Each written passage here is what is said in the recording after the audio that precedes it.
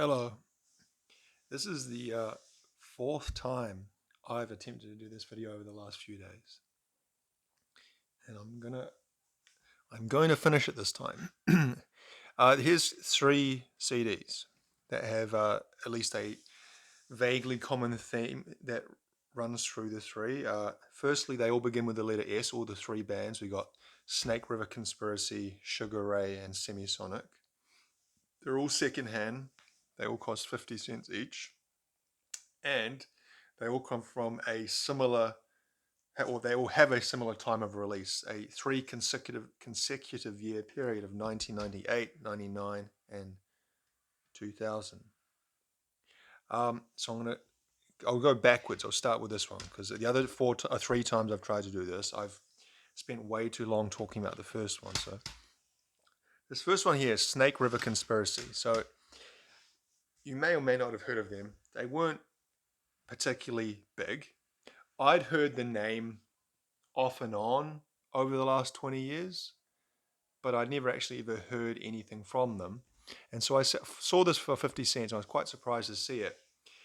The reason why I know of them and maybe why I was willing to kind of not give it a try for 50 cents, it's not really that big a risk, but one of the members of this band, the guy, so I don't know in the other albums, but I think in this album there was just two. It says SRC is Toby Torres and Jason Slater. So Jason Slater is the guy. I knew of Jason Slater more than from his other roles than I did from this band. So he was after this band kind of wound up, he got more involved in production and songwriting, and I kind of became familiar with him and his work together with Queensryche in the latter era Queensryche when Jeff Tate was still with the band, but Jeff Tate was really the only person contributing anything to the band. He was like kind of took control of the band from about early mid 2000s onwards. And this guy Jason Slater, he was involved with producing most of those albums. I think from Operation Mindcrime 2, which came out in 2005, I think. From then on through to the last album they did together as the original lineup, well, not the original lineup, but with Jeff Tate and the other original guys like Michael Wilton and Eddie Jackson.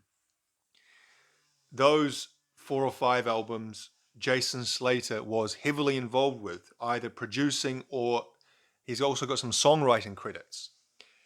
And I really don't like those albums. And I don't think that's a particularly bold statement. I think a lot of Queensryche fans didn't like that era of the band, from Operation Mindcrime, that covers album they did, uh, American Soldier, Dedicated to Chaos. There might be one or two others in there. I can't actually remember. That was kind of a particularly low period for the band, in my opinion. Um, and so, yeah, this guy, Jason Slater, was kind of intimately involved in all of that. And so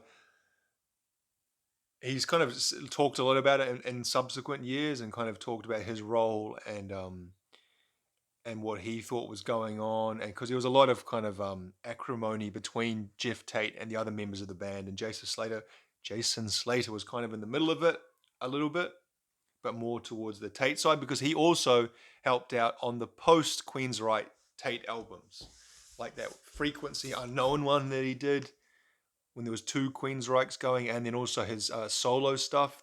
Was it the Key? I think it was called. Um, so yeah, I'm kind of interested within that context of the whole Queensryche drama. But as for this album, she's the vocalist. She sings vocals, the Toby Torres, and you know if there's any male vocals at all in any of the songs. I don't think there is. I think it's 100% her. The music isn't bad. I remember the first time I listened to it, I was kind of pleasantly surprised. But then after I've listened to it each subsequent time, I'm kind of less impressed, and I'm not exactly sure why that is. It's certainly not a bad album. I'd give it, no, I don't know, 6.5 out of 10 kind of score. It's, how would you describe it?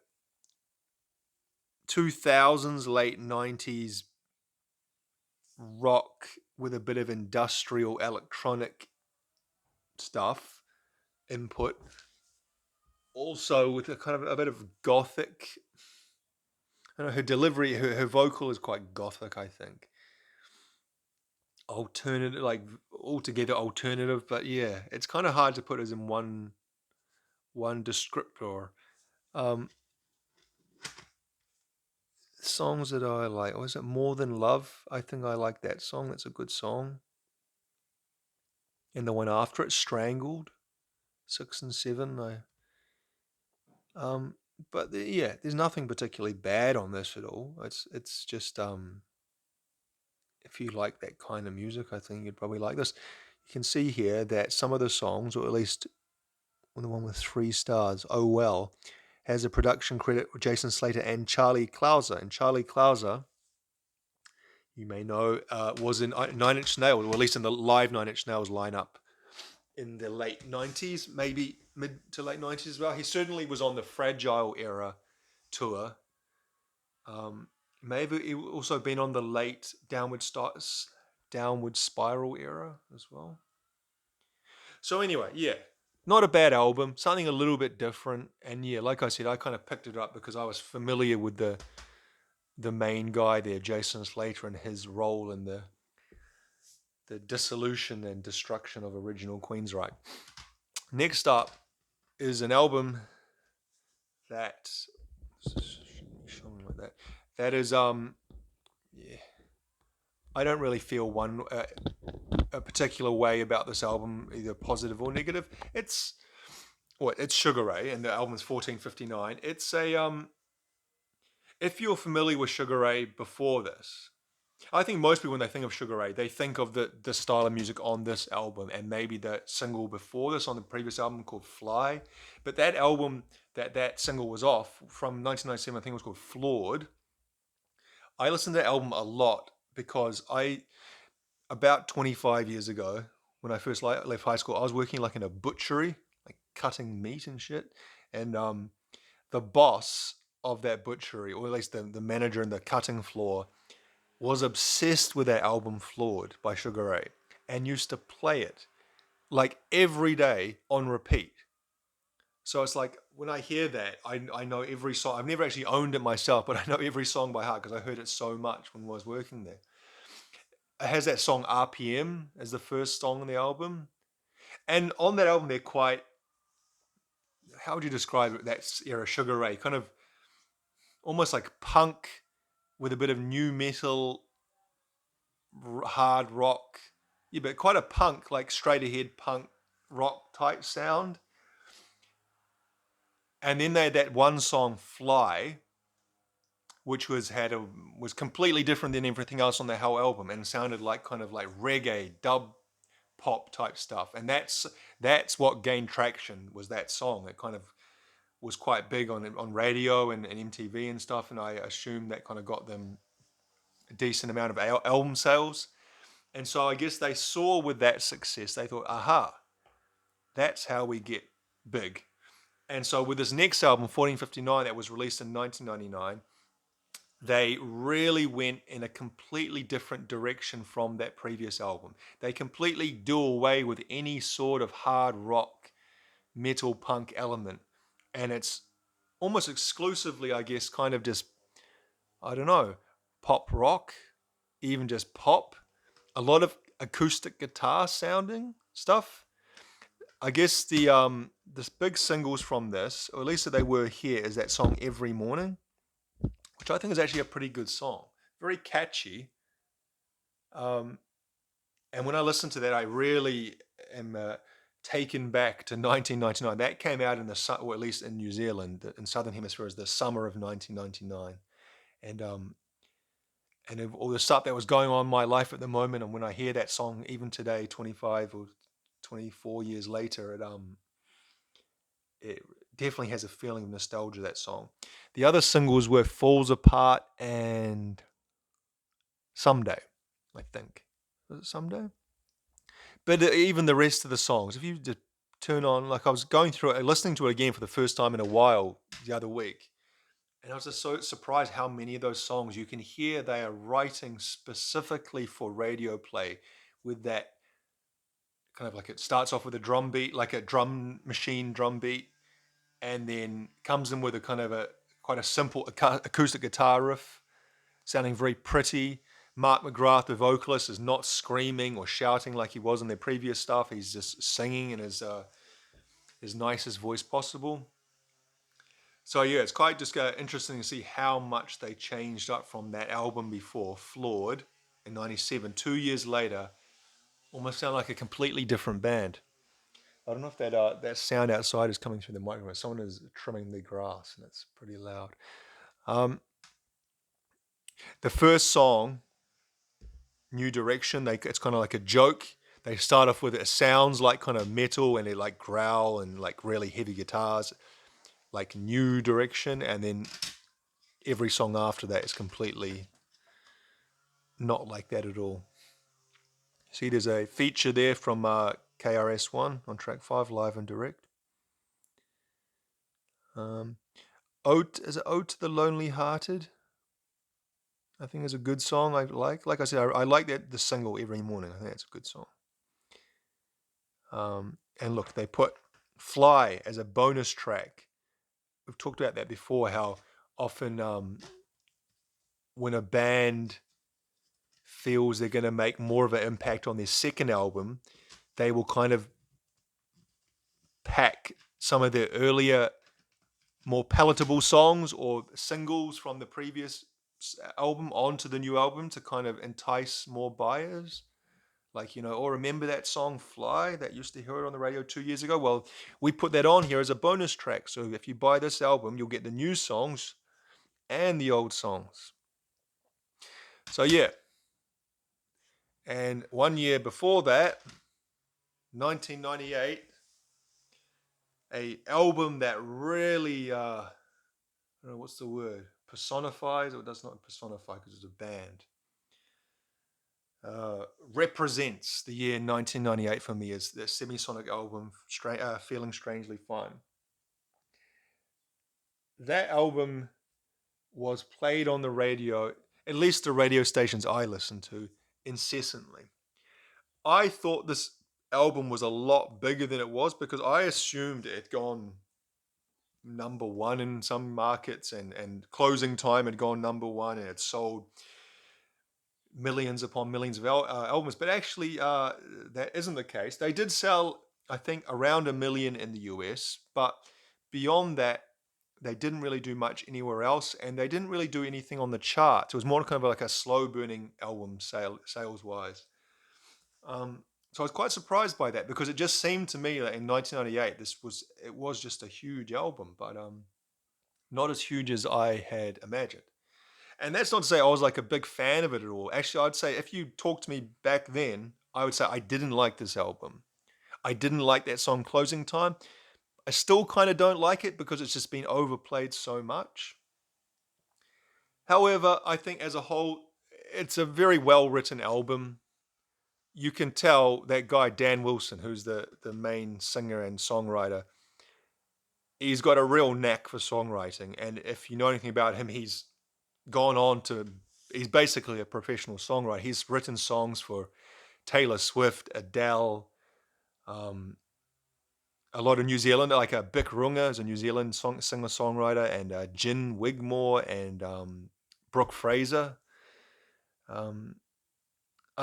Lady Gaga, I think a lot. Basically, if you name a pop act from the last kind of 20 years, there's a good chance he's written or produced for them at some time.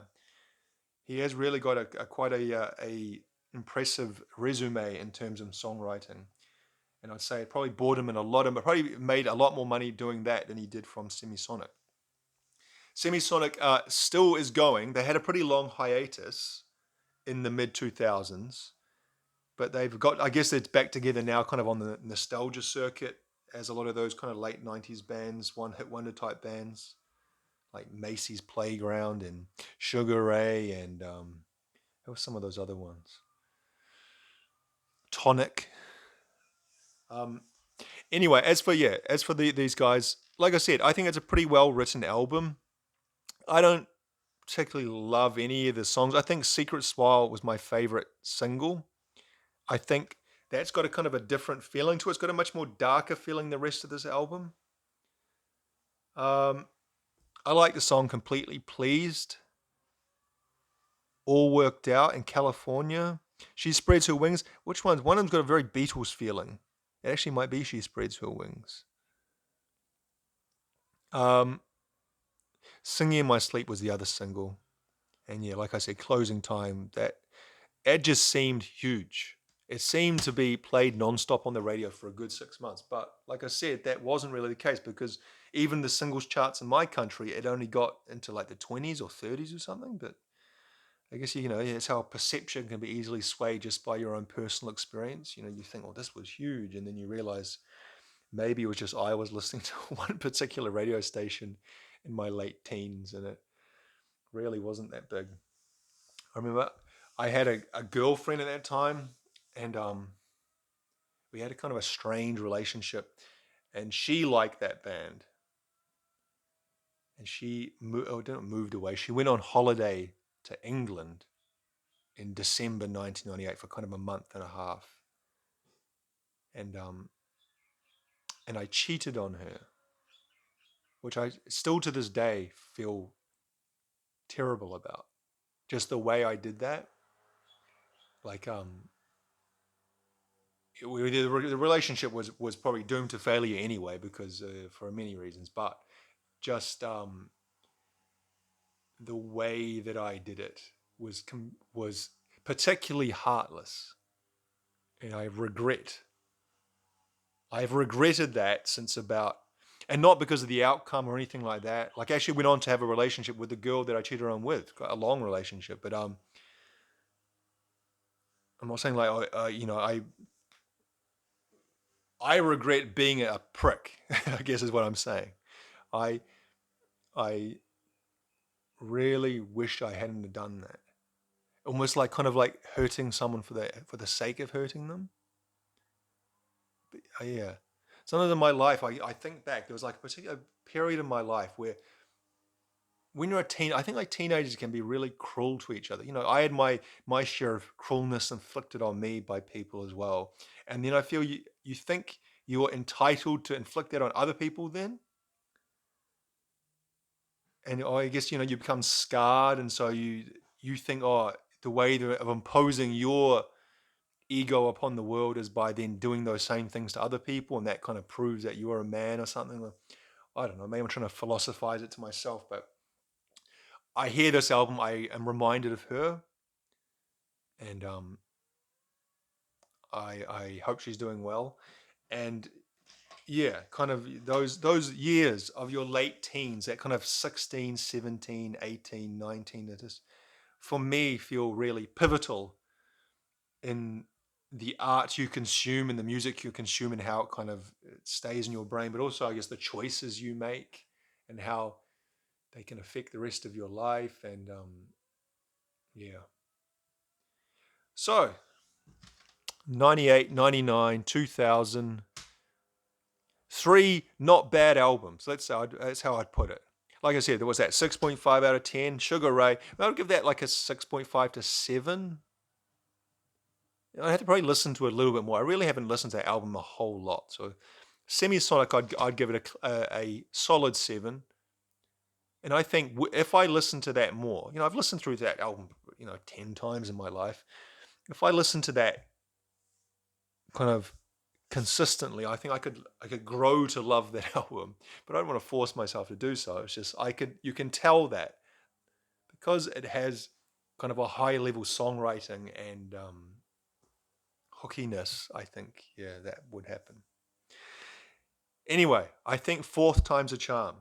I think this video I can post because I didn't rattle on about one of the albums more than the other. Anyway, we'll leave it there on this Saturday afternoon. Thank you for watching.